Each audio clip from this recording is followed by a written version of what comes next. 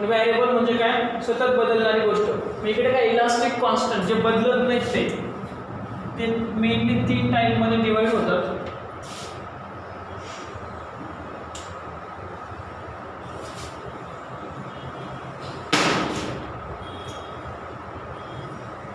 Inc भरणं ही सुद्धा एक कला आहे. वेळेत जमले तर ठीक आहे, तर असं पुस्तकाचे 4 वर्षी दोन होतात. कॉन्स्टंट मधलं पहिलं टाईप काय, Young's modulus. Young's is a scientist, सायंटिस्टचं नाव आहे, त्याचं असं काही मिनिंग घेऊ नका वर्ल्ड वाईज.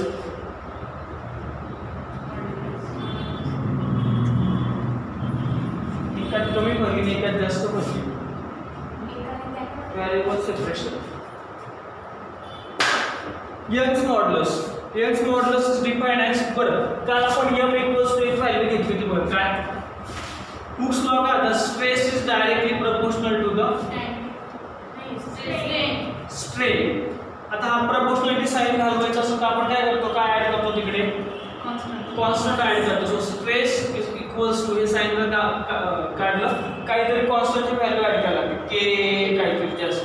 इकडे समजा आपण m ऍड केला, m into strain. So m equals to लिहायचं असेल तर काय करायला लागेल मला, multiply the strain divide line. So m is equals to stress upon strain. आता हे m चे 3 टाइप आहेत. हा झाला first Young's modulus, second modulus, third modulus of rigidity. हे जे कॉन्स्टंट आहे m काय, आता इलास्टिक कॉन्स्टंट. कॉन्स्टंट ऍड केला तुम्ही, कसला कॉन्स्टंट ऍड केला, इलास्टिकचा. So m is elastic constant. त्याचे आता हे 3 टाइप आहेत यंग्स मॉड्युलस. प्रत्येक याच्यामध्ये काय, stress upon strain. Young's modulus असेल तर पहिल्या केसमध्ये करायचं. पहिली केस काय होती, स्ट्रेसची पहिली केस काय नाव होतं त्याचं, लॉन्जिट्युडनल. तर टेन्साईल घेऊया, tensile stress upon tensile strain, बरोबर. टेन्साईल स्ट्रेस काय आलं होतं तुमचं, हां म्हणजे आपण पाय स्क्वेअर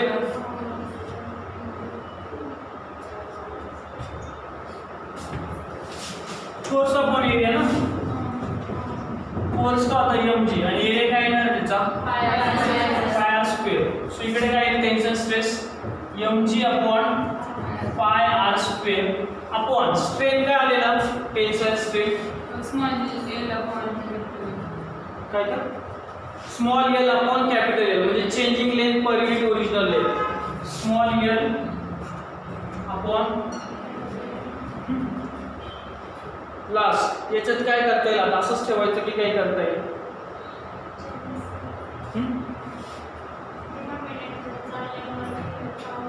डिनॉमिनेटरचा एल कुठे घेऊन जायचं,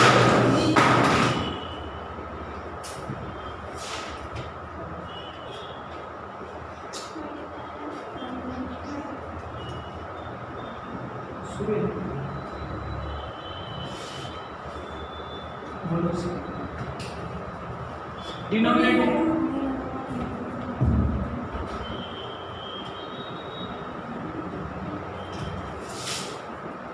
एन करून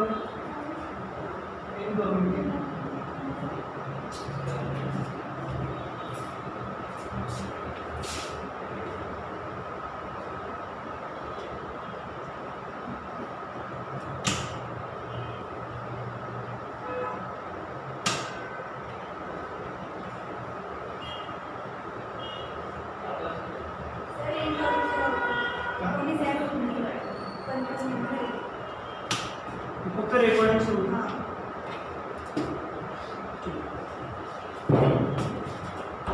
हा डिवाइडचा एल कुठे जाईल,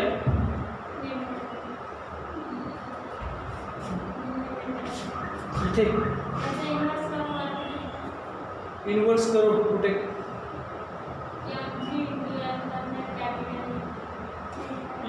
mg इंटू एल इन्व्हर्स करू का,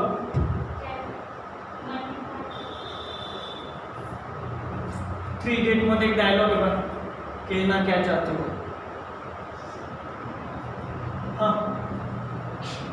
काय करायला लागेल, तुला वाटेल ते कर. एखादं ते म्हण असेल त्याला एवढं येत नाही का आम्हाला विचारतो. हां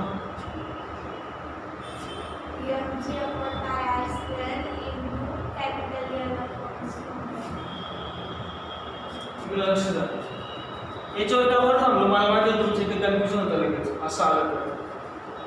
हे बघा A/B/C/D असे 4 असले काय करायचं, सगळ्यात शेवटचा जो असतो तो पहिल्याकडे घेऊन जायचा आणि हे दोन्ही तेच सांगत होते ना, आणि हे दोन्ही एकमेकांना. म्हणजे काय होईल, सगळ्यात शेवटचा कुठे जाईल इथे, म्हणजे MG capital L small L हे झालं तुमचं Young's modulus. Second one is Young's modulus कळालं सगळ्यांना, कळालं. स्ट्रेस अपॉन स्ट्रेन असं कॉन्स्टंट. इकडे कोणतं घेतलं, tensile upon tensile stress upon tensile strain. Second one is Young's मॉड्युलसला मला वाटतं असं काहीतरी symbol. Second is bulk modulus. Bulk modulus काय असेल मग,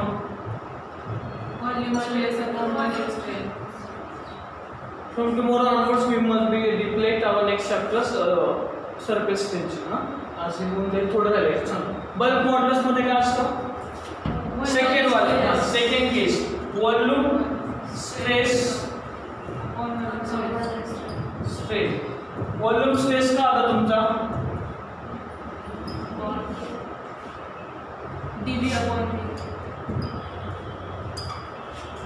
परत जोक नाही करत. आता काय करायचं हे कळालं का, volume stress upon volume strain. Volume stress का आता तुमचा DP आणि स्ट्रेन आला तर dV/V.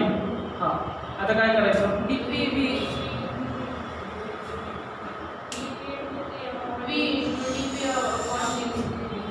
असं करू का,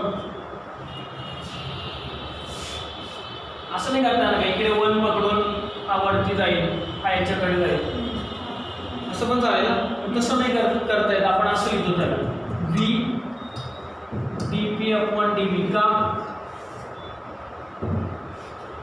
असं का लिहिलं, आता हे असं सांगितलं असं पण करता येईल, हे तर बरोबरच आहे, पण तरी असं का लिहिलं तो मल्टिप्लाय लिहिलं. डेरिवेशन आहे ना, दोघी ठिकाणी डी दिसतं तुम्हाला. डेरिवेशन कसं लिहितात, dx/dt dy/dx असं लिहितात ना. सो जे ddच्या टर्म असतील त्या मला असंच लिहायला लागतं. ठीक आहे, तो बीला मला निग्लेक्ट म्हणून बाजूला कॉमन घ्यायचा आहे म्हणून तो इकडे घेतला. आता एक कोणतं राहिलेलं आहे next, modulus of rigidity.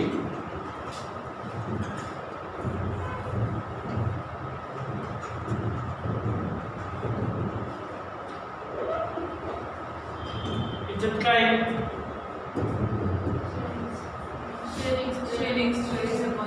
Shearing stress upon shearing strain. Shearing stress का आता तुमचा, आता तुम्ही मॅथमॅटिकल पटापट सांगताय, असं येऊन डायरेक्ट शिकवलं असतं तर ते तुमच्या डोक्यावरून जायला लागतं. हा असं का बरं सांगतोय, कळालं म्हणून एवढे 2 दिवस आपण असं केलं. हां शेअरिंग स्ट्रेस का होता,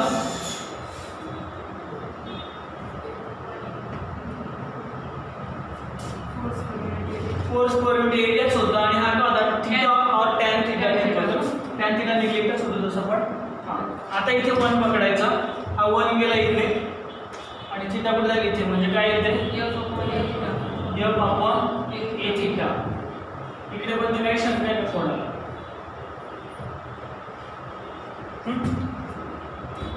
काही शब्द असं तर विचारा. आता क्लासचं इंटिग्रेशन चॅप्टर मधलं बाकी राहिलेलं आहे. हां पण इकडे पण जेवढं झालं याच्यातलंच तुम्हाला फक्त येऊ शकतं कॉम्पिटेटिव्ह एक्झामला. हे जर कळालं तुम्हाला बाकी काही सांगायची गरज नाही. आता तुम्ही तुमच्या वेळेने याच्या फॉर्म्युले माहिती आहेत, येऊन तेच येईल. कधी कधी व्हॅल्यू दिल्या तर न्यूमेरिकल येईल. ओळखता येईल का टेन्साईलचं आहे का कसलं आहे येईल ना. व्हॉल्यूमचा संबंध असेल तर व्हॉल्यूम असेल, लेंथ असेल तर टेन्साईल असेल, शेअरिंग येणार असेल मी सांगतो. आता लास्टला इंटिग्रेशन बाकीचे सोडून जाता येणार नाही आपल्याला का, तसं काय पेपरला येत नाही असं सॉल्व्ह करायचं. पण तेवढं एक बघून घेऊया. त्याच्यामध्ये काय दिलं तुम्हाला, इलास्टिक स्ट्रेन एनर्जी दिली. स्ट्रेन एनर्जी म्हणजे काय, स्ट्रेन म्हणजे काय,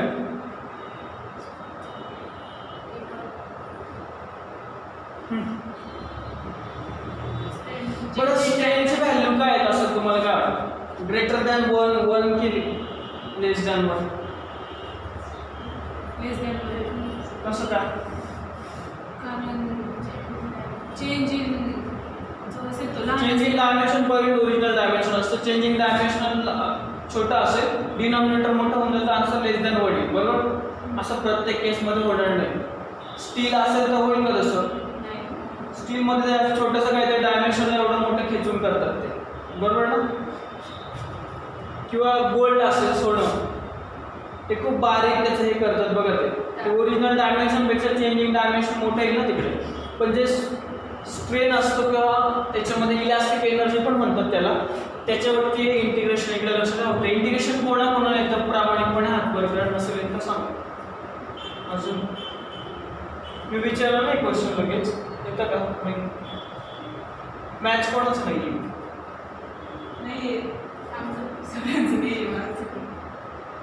सगळ्यांचं मॅच नाही, फक्त तुझं. लेक्चरला तुम्हाला बसायला लागतं का फक्त? सरांच्या लेक्चरला ते बाकीचे बसत नाही का? एवढं नाही मॅच सोडलं, सायन्स घेतलं. सायन्स कशाला घेतलं होतं? बायोकेमिस्ट्री शिकायला. डॉक्टर बनायचं.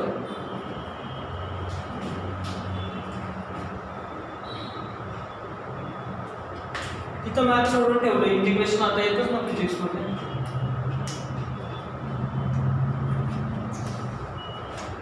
स्ट्रेन एनर्जी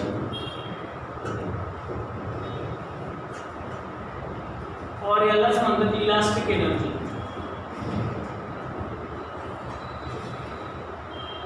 स्ट्रेन एनर्जी का इलास्टिक एनर्जी म्हणजे काय? एखादी गोष्ट किती वाढलेली आहे, एकदम साध्या भाषेत सांगायचं झालं, समजा माझ्याकडे रबर असेल, मी त्याला खेचून काहीतरी मोठं केलं, ते जे काही घडलेलं आहे तिकडे काहीतरी एनर्जी लागली असेल ना, कळतंय का? नाही समजा मी हा ट्रायपॉड उचलला आणि इकडे असं ठेवलं, त्याला काहीतरी मी काय केलं, एक गोष्ट उचलून दुसरीकडे ठेवली म्हणजे काय झालं? त्याला काहीतरी म्हणतात बघा, वर्क डन. बरोबर ना? म्हणजे जे काही घडलं, समजा स्ट्रेच झाला, स्ट्रेन झाला, जे काही घडलं ते तुम्हाला त्याला वर्क डन पण वर्क डनच काढायचं आहे तुम्हाला. स्ट्रेन एनर्जीज म्हणजे काय? थोडक्यात वर्क डन. की तुम्हाला इकडे कॅल्क्युलेट करायचं असतं, पण in terms of integration. Integration काय घ्यायला लागेल? काय घेतात आधी? इंटिग्रेशन काय म्हणजे काय सांगा बरं. बाकीच्यांना माहिती असतं, तुमचं मॅथ्स इंटिग्रेशन म्हणजे काय आहे?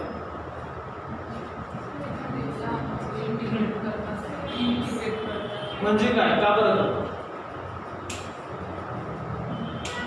कुठे वापरतात ते? ॲप्लिकेशन ऑफ इंटिग्रेशन नव्हतं, त्याच्यामुळे माहिती नाही तुम्हाला. बघा, इंटिग्रेशन आणि डेरिव्हेशन दोन्ही सारखे का वेगळे वेगळे? एकमेकांचे विरुद्ध आहे का एकमेकांसारखे? विरुद्ध आहे ना. इकडे काय येतं तिकडे भलतंच येतं, मायनसचा फरक असतो. बरोबर? सो बघा, इंटिग्रेशन म्हणजे काय? त्याचा मराठीत अर्थ तो संकलन, म्हणजे एकत्र करणे. फॉर एक्झाम्पल समजा तुमच्या सगळ्यांकडे मी असे कॉईन देऊन टाकले 5 रुपयाचे. मी काय केलं, सगळ्या कॉईनला जर एकत्र करायचं असेल तर त्याला म्हणायचं इंटिग्रेशन. परत मी ते तुम्हाला वाटून दिले, ते म्हणजे काय? डेरिव्हेशन. डेरिव्हेशन म्हणजे काय? एखाद्या गोष्टीचं वेगळं वेगळं करायचं, त्याचं फोड करायचं आणि एकत्र करणं म्हणजे इंटिग्रेशन. तर इंटिग्रेशन तुम्हाला मी एवढं साधं असेल, मग तिकडे गावात ते काहीतरी साईन एक्स भलतंच काहीतरी असतं. बरोबर ना? ते का असतं? आणि इकडे तुम्ही 4-5-6 लोक आहेत, म्हणजे मला माहिती की एवढ्या लोकांनाच मी दिले, ते घेणं सोपं आहे असं इंडिकेट करणं. जिकडे माहितीच नसेल, समजा मी असं सांगितलं की माझ्याकडे ते कॉईन जमा केले आणि मी फेकून दिले कुठेतरी, मी असं सांगितलं मी जगाला फेकले, आता ते शोधून आणा कुठेतरी. तुम्हाला शोधणं शक्य आहे का? आहे. त्याला जोक म्हणून की तुम्हाला इंजेक्शन कळावं म्हणून सांगते. त्याला ते कॉईनला काही एखादी वस्तू असेल, समजा मी जी जगाला फेकली असं तुम्हाला सांगितलं. समजा मी हा मार्कर असेल, मी सांगितलं की मी इकडे फेकला, तुम्ही लगेच शोधून आणा. हेच मी उद्या येऊन सांगितलं की मी जगात कुठेतरी मार्कर शोधलेला आहे, शोधून आणा. तर त्याला काय करायला लागतं? शोधणं म्हणजे काय? एकत्र करणं, कुठून तरी उचलून आणायचं ना. सो तुम्हाला त्या गोष्टीला किंवा कसं समजा मार्कर असेल तर त्याला एक्स घ्यायला लागेल आणि याला इंटिग्रेट करायला लागेल. त्या एक्सला मी असं इंटिग्रेट नाही करू शकत. मला काय पाहिजे? तिथे लिहिण्याची पद्धत झाली dx म्हणजे काय डेरिव्हेशनच्या विरुद्ध जायचंय. इथे काय लागतं लिमिट 0 to इन्फिनिटी टाकायला लागेल. का बरं मला माहिती आहे का कुठे लिमिट माहिती आहे. मी सांगितलं काय तुम्हाला जगात फेकलेलं हेच सांगितलं मी वर्गात फेकलं असेल तर तुम्ही क्लासरूमच्या बाउंड्री लाईन रेस्ट्रिक्ट करा. किती एरिया असेल क्लासरूममध्ये समजा 100 सेंटीमीटर स्क्वेअरचा क्लासरूम असेल समजा तुम्ही काय करेल 0 to 100 लिमिट पुट करेल. इंटिग्रेशन झाल्यानंतर upper limit minus lower limit करता एवढं तुम्हाला कळणारच नाही मॅथ्स मध्ये. जितकं कळेल तितक्याने सांगितलं लक्षात. तसंही कळायला आवड जातं. बरं हे पडले कसं त्यांना इकडे वर्क डन घ्यायचं आपल्याला. वर्क डन म्हणजे काय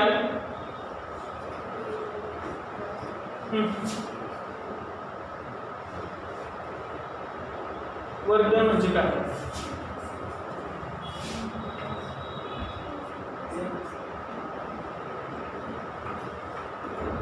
वर्क डन म्हणजे फोर्स इनटू डिस्प्लेसमेंट. इकडे लक्ष द्या फोर्स इनटू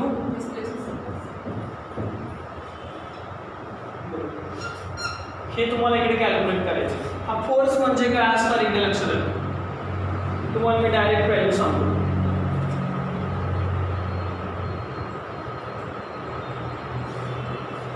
कोण मध्ये काय असेल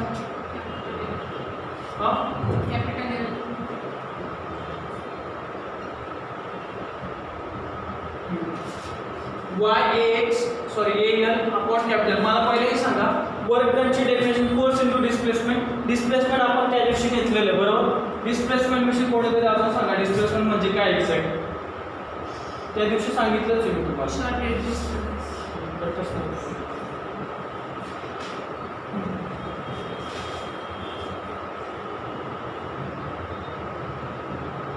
डिस्प्लेसमेंट म्हणजे काय तुम्ही जसं समजा एखादी स्ट्रिंग असेल मी त्याला इकडे स्ट्रेच केलं तर किती डिस्प्लेसमेंट झालं. इकडे एवढी आधी स्ट्रिंग होती त्याला खेचलं रबर होतं त्याला मी खेचल्यानंतर इथून एवढं किती स्ट्रेन एनर्जी लागली किती डिस्प्लेसमेंट झालं ते. पण ते डिस्प्लेसमेंट का झालं कारण मी इकडनं काय लावला force. Force into displacement total झालेलं तुमचं वर्क डन. सो बघा फोर्स म्हणजे काय टाकायचं तुम्हाला वाय म्हणजे काय असतो Young's modulus. So instead of force you put it as y a. आता हा यल किती सारा माहिती का तुम्हाला नाही. मी तुम्हाला जर सांगितलं की इथून एवढं खेचलं. स्मॉल यल म्हणजे काय असतं चेंजिंग लेंथ. लेंथ किती चेंज झाली तुम्हाला माहिती नाही समजा ॲक्च्युअल लेंथ माहिती असेल मी इकडनं ती खेचलं म्हणजे वर्क डन किती झालं म्हणजे काय किती लेंथ वाढली. हा रियल माहिती का नाही. जे माहिती नसेल त्याला मॅथ्समध्ये काय घेतात तू एक्स बरं. आणि डिस्प्लेसमेंट किती झालेलं आहे dx. कळालं का. मग आता एक्सला काय करायला लागेल मला इंटिग्रेट करायला लागेल. सो वर्क डन काढता म्हणजे काय इन टर्म्स ऑफ डेरिव्हेशन करायला लागेल dw इक्वल्स टू इंटिग्रेशन. इंटिग्रेशनचं सिम्बॉल आहे y ax अपॉन l इंटू. एक लक्षात घ्या इंटिग्रेशनमध्ये तुम्ही सगळं कॅल्क्युलेट करू शकता पण जे माहिती नसेल तेच करायचं. आता इकडे तुम्हाला असं समजा हा वाय पण दिलेला असतो हा ए पण माहिती असतो एल पण माहिती असतो ॲक्च्युअल एन पण माहिती असणार आहे. ऑब्वियसली त्या स्ट्रिंगचा एरिया पण माहिती असेल यंग्स मॉड्युलस पण माहिती असेल. काय माहिती नाही एक्स चेंजिंग एन किंवा स्मॉल एल. तुम्ही काय करायचं जे माहिती नाही तेवढंच इंटिग्रेशनमध्ये ठेवायचं. बाकीचं काय करायचं हा रूल आहे इंटिग्रेशनचा. इंटिग्रेशनचा बाहेर काढता का तुम्ही स्टार्टिंगला तुम्ही केलेलं असते तुम्हाला काय माहिती काय बाहेर काढायला लागेल इंटिग्रेशनचा Y A upon L. Integration of dx नाही काढत का वाय ए अपॉन एल हा इंटिग्रेशनच्या बाहेर काढला मध्ये काय राहिलं फक्त एक्स dx. एक्सचं इंटिग्रेशन काय X square upon X raise to 7चं इंटिग्रेशन काय 12 झाले ना. मॅथ्स नव्हतं पण याच्यामध्ये होतं 7x डेरिव्हेशन झालं बघा. एक्स रेस टू बरोबर हे बघा integration x raise to n equals to काय करायचं x n प्लस 1 आपण n plus 1 वरती एक टर्म वाढवायची तीच कुठे आणायची डिवाइडर. समजा माझ्याकडे x रेस टू 11 असेल तर मी काय करेन इंटिग्रेशन मध्ये एक वाढवेल म्हणजे x रेस टू काय करेल आणि त्यालाच खाली डिवाइडला पण लिहिल. पण समजा असं असेल माझ्याकडे इंटिग्रेशन x रेस टू -6 याचं इंटिग्रेशन काय आहे second x raised to minus 5 upon minus 5. x raise to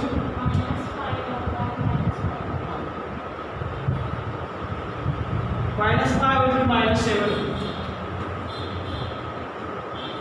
-7 -5 होईल ना का plus एक 1 ऍड करायचं निगेटिव्ह असतं ते ऍड म्हणजे काय सो इकडे काय केलं आता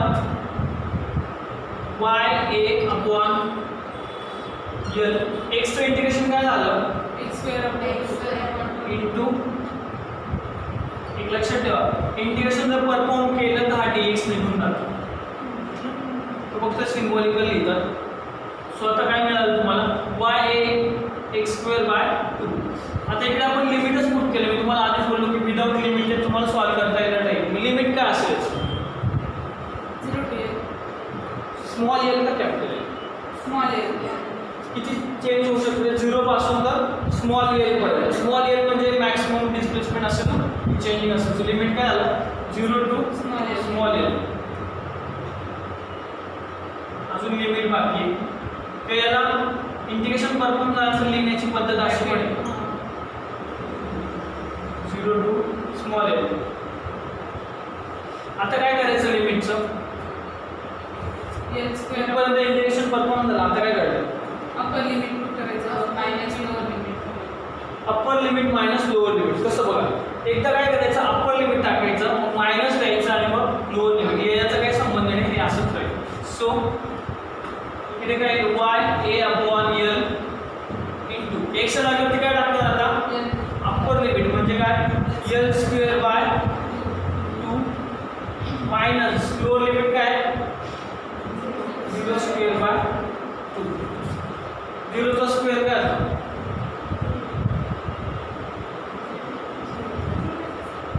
0 चा स्क्वेअर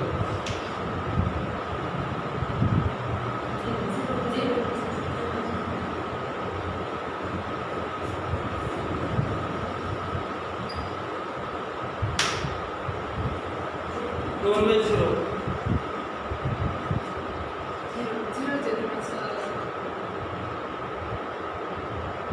0 आपण काही घेतलं तरी आन्सर काय होईल 0.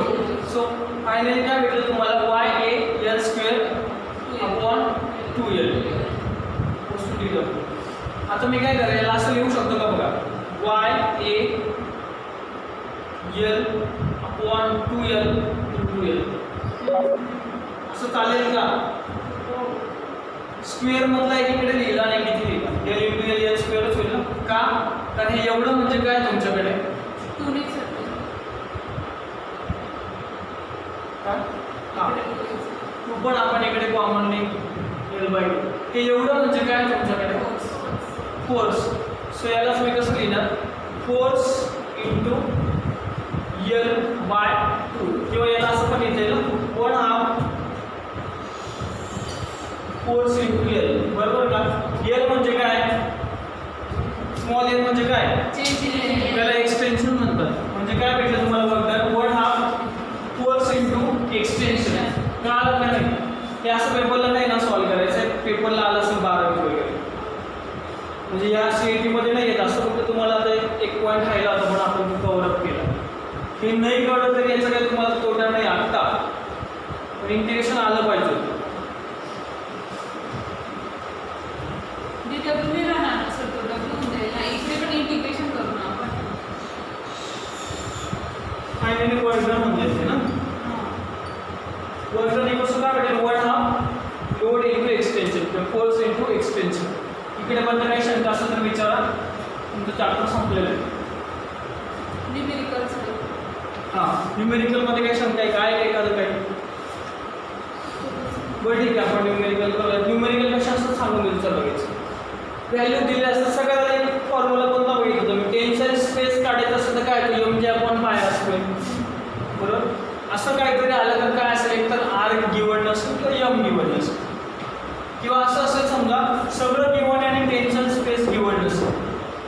बरोबर.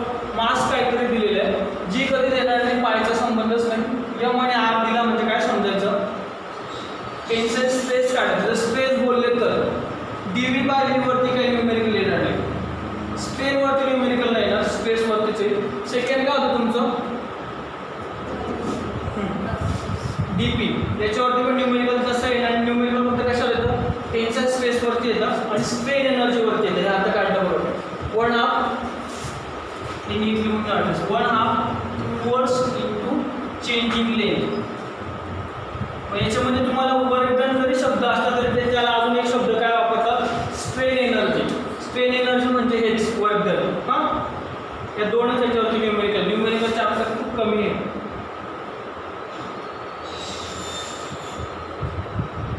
काही असेल तर तसं घेऊन नंतर उद्या आपण घेणार आहे सरफेस टेन्शन. त्याच्यावरती मी जरा तुम्हाला इंट्रोड्यूस करून देतो. फक्त सरफेस टेन्शन सगळ्यांना माहिती का काय असतं, नसेल तर नाही म्हणा क्लिअर.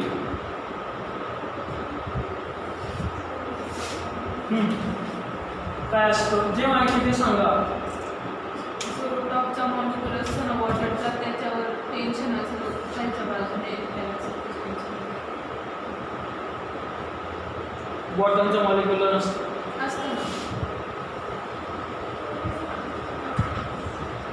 टॉपचं मॉलिक्युल आणि बॉटमचं मॉलिक्युल दोघांमध्ये मास कोणाचा जास्त असतो,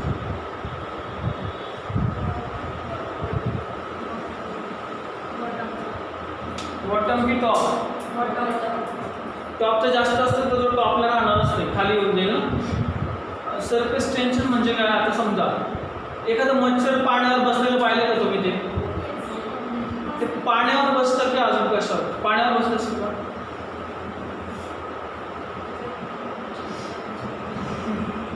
समजा पाण्यावरती तेल तरंगतं माहिती का तुम्हाला, तेल टाकलं ते पाण्यात बुडूच नाही शकत, तुम्ही कितीही होता ते वरतीच थांबेल. समजा मी टँकर खाली करते, तसं वर यायला लागेल, ते पाण्यात कधी जाऊच शकत नाही. करून बघा, कळतंय का. वॉटर त्याला होल्डर्स करणार आहे. मग मला समजा मी पायांना, माझ्या बॉटम खाली पायांना तेल लावून घेतलं आणि पाण्यावर चालू शकतो का, नाही का असं पायांना तेल लावून डायरेक्ट असं डेन्सिटी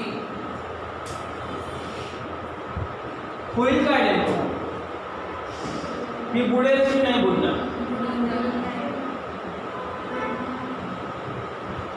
कोणी असं पाहिलं का पाण्यावर चालताना, साऊथ इंडियन मूवीमध्ये असतात ते सोडून, त्यांचा आणि फिजिक्सचा काही संबंध नाही.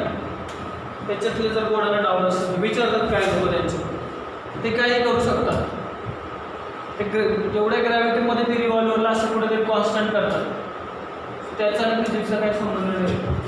बघा याच्यामध्ये काय असतं की वॉटर डेन्सिटी जास्त असेल की तेलाची डेन्सिटी जास्त असेल, वॉटरची जास्त असेल. समजा मी 1 ग्लास पाणी आणि 1 ग्लास तेल असेल, दोघांना असं फेकलं फरशीवर, कोण जास्त असं पसरेल,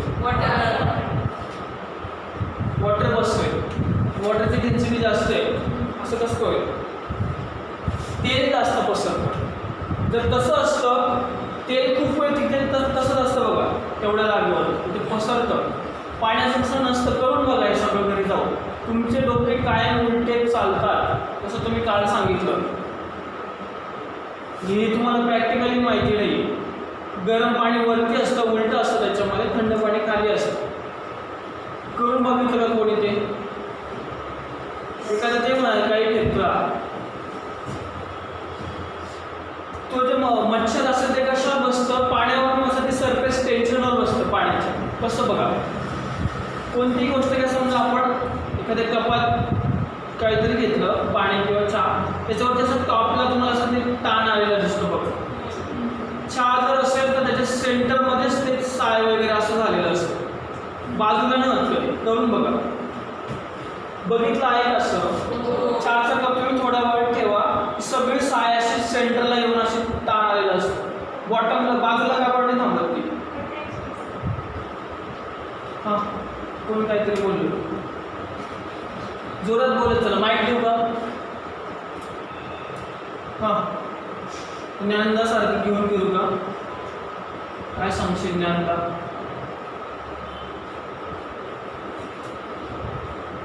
जे वाटतं ते सांगा, चुकलं तरी चालेल. सेंटरलाच का होतं ते?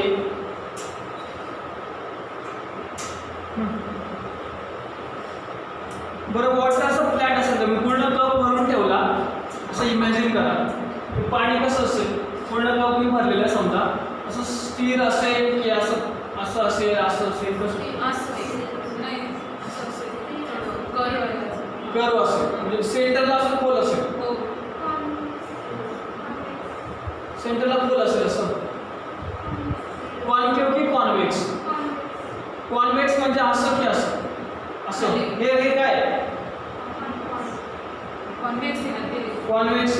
मग कॉन्व्हेक्स असेल की कॉन्केव असेल? कॉन्केव वाल्यांनी हात वर करा.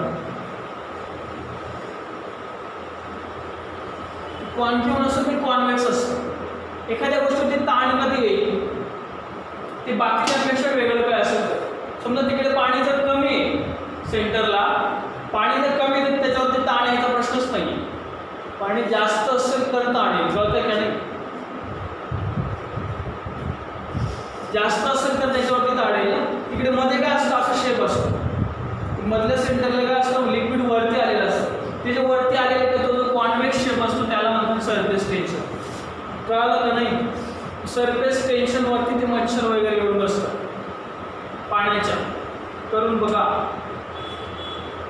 समजा तुम्ही असा कप ठेवला एखादा कप, त्याच्यावरती जर समजा मच्छर नाही बसत पाहिजे, पाण्याचा कप असं समजा, थोड्या वेळाने बघा ते बसेल तर सेंटरमध्ये बसतो. त्याला काही माहिती नसतं तरी पण त्याला ते लॉजिक असेल काहीतरी.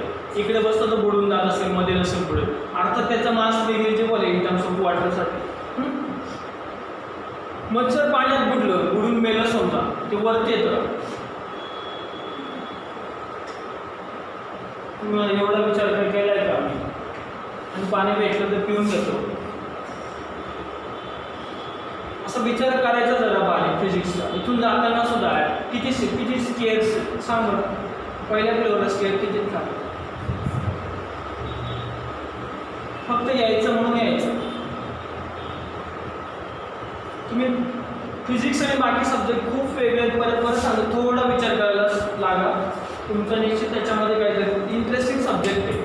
जात जरी असलं तरी गाडी चालते एवढं नका कॅल्क्युलेट करू, पण कळलं पाहिजे तुम्हाला. फ्रिक्शन होत असते. कशामध्ये होतं? गाडी चालते फ्रिक्शन होतं का? कशामध्ये होतं? बरं, मला एक सांगा. समजा हा मोबाईल असं दिसतं तुम्हाला सगळ्यांना. ते समजा बोर्ड क्लीन करतो आपण, बरोबर? मी आता काय केलं, इकडने असं पकडलं, जोरात इकडेपर्यंत घेतलं. समजा इथे पकडलं आणि असं घेतलं. पहिली केस कळाली का? सेकंड केस मी असं घेतलं. पहिल्या केसमध्ये काय झालं, मी जोरात घेतलं. सेकंडमध्ये तेवढंच घेतलं फक्त. कोणत्या केसमध्ये फ्रिक्शन जास्त झालं? पहिल्या केसमध्ये ते जोरात घेतलं त्याच्यामध्ये. कशामध्ये झालं? पहिल्या केसमध्ये.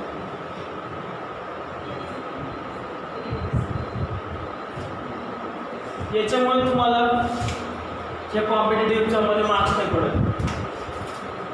फ्रिक्शन पहिल्या केसमध्ये जास्त नाही झालं, दुसऱ्या केसमध्ये जास्त झालं. फ्रिक्शन म्हणजे काय? किती घासलं जातं ते. पहिल्या केसमध्ये एवढं घासलं गेलं असतं, पण पहिल्या केसमध्ये जास्त पुसलं गेलं ते की दुसऱ्या केसमध्ये. आता मी व्यवस्थित नाही राहू, पण पुसलं कशामध्ये जास्त आहे? समजा फरशी पुसायची, तुम्हाला एकदम जोरात असं ते केलं, ते पुसायचं असं बघायचं. असं एकदम जोरात तिकडे बंद घेऊन गेलं एक केस. सेकंडमध्ये हळूहळू करत गेले. कोणत्यामध्ये फरशी जास्त पुसली ते? सेकंडमध्ये. मग फ्रिक्शन कशामध्ये होतं जास्त? मग गाड्या ज्या जोरात चालतात त्याच्यामध्ये नाही होत फ्रिक्शन, हळू चालतात त्याच्या. याच्या पुढे जाऊन सांगू का अजून, जे गाड्या जोरात चालवतात त्यांचे कमी टायर खराब होतात, जे हळू चालवतात त्यांचे टायर लवकर बदलावे लागतात. तुम्ही मला आता उलटं सांगतोय, ते उलटं नाही, मी तुम्हाला ते सुलट करून सांगतोय. तुमच्या डोक्यात जे कल्पना त्याचं उलटं. थोडंफार कळलं का? मी काय म्हणतो की उलटं वाटतंय. गाडी जेवढी जोरात चालली तेवढं तिचं चाक कमी वेळ टेकवलेलं असतं त्याच्यावरती, रोडवरती, म्हणजे अर्थ सरफेसवरती. कळतंय का नाही? मी तुम्हाला बोललेलं बघा, आपण पृथ्वीवरती थांबू का शकतो? मी असं उभं राहू शकतो कुठे जाऊन. कसं काय?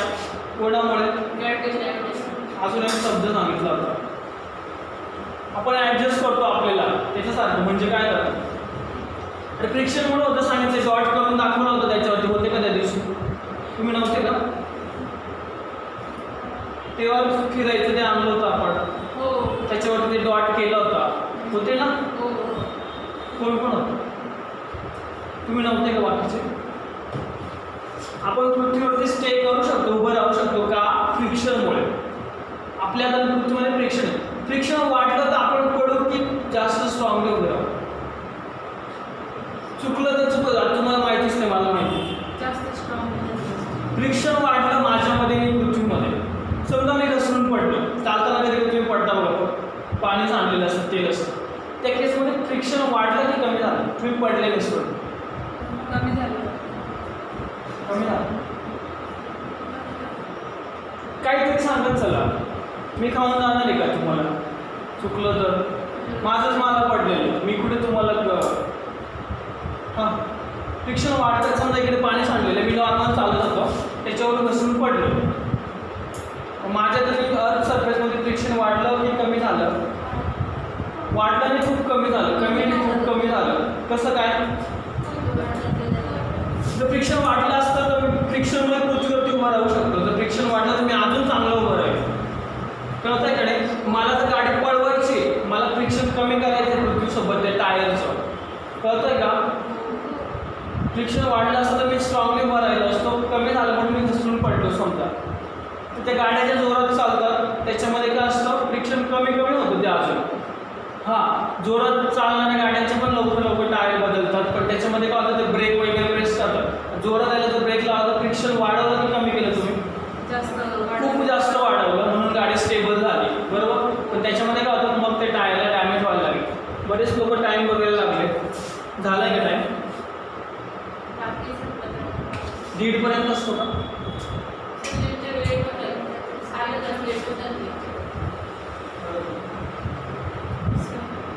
2 मिनिट. असं घड्याळ बघून सुद्धा एक इंडिकेशन असतं, आवडलं बरोबर. ते नाटकात बालगंधर्वला वगैरे जायचे लोक, नाटक नाही आवडलं की फक्त असे करायचे. ते नाटकात समजून घ्यायचे की आता आपल्याला एड करायला लागेल.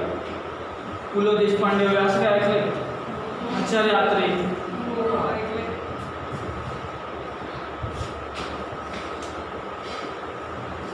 समजा मी एका हातावरती एखादा ड्रॉप घेतला पाण्याचा, तो ड्रॉप कसा शेप पकडतो? आहे काय डोक्यात काय? एक शेप असतो का त्या ड्रॉपला? पाण्याचा थेंब विशिष्ट आकाराचाच असतो असं काहीतरी. सेंटर वरती असतं, बाकीचा पोर्शन असा कमी असतो, बरोबर ना? ते याच्यामध्ये असतं बघा, ते पूजेला घ्यायला लावतात, पाहिलं का? हातावर पाणी घ्या मग आपण करतात का? समजा तसं घेतलं, ते पूजेला करायला असं घ्यायला लावतात. ते असं काय करतात मला नाही माहिती, करायला लावतात. म्हणून मी एखादं असं म्हणे, तुला कसं काय माहिती? मला नाही माहिती, मी पाहिलेलं ते बघ. ते तसं करायला सोबत लागतं ते लोक बघितले असं ना तुम्ही.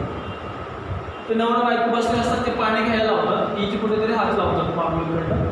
समजा इकडे हात नाही लावते बायको त्यांच्या. समजा मी माझं लग्न नाही झालेलं, आता मी याच्यावरती पाणी घेतलं हातावरती, हातावर पाणी घ्या मग हात चालतो, मी हात कॉन्स्टंट ठेवेल, इथे हात लागत नाही म्हणजे. तिकडे एक शेप बनतो का पाण्याचा? करून बघा हे घरी.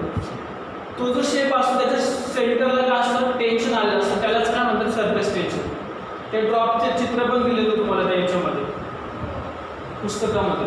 पुस्तकं असं तुम्ही घरी बघून टाकतात. सरफेस टेन्शन आपण उद्या स्टार्ट करा. याच्यावरती काही एक्स्ट्रीम डाऊट असेल तर विचारू शकता का?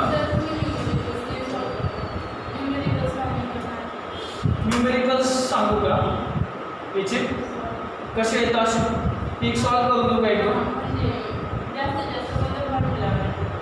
ठीक आहे ठीक आहे, मी ते उद्या सांगतो. झालं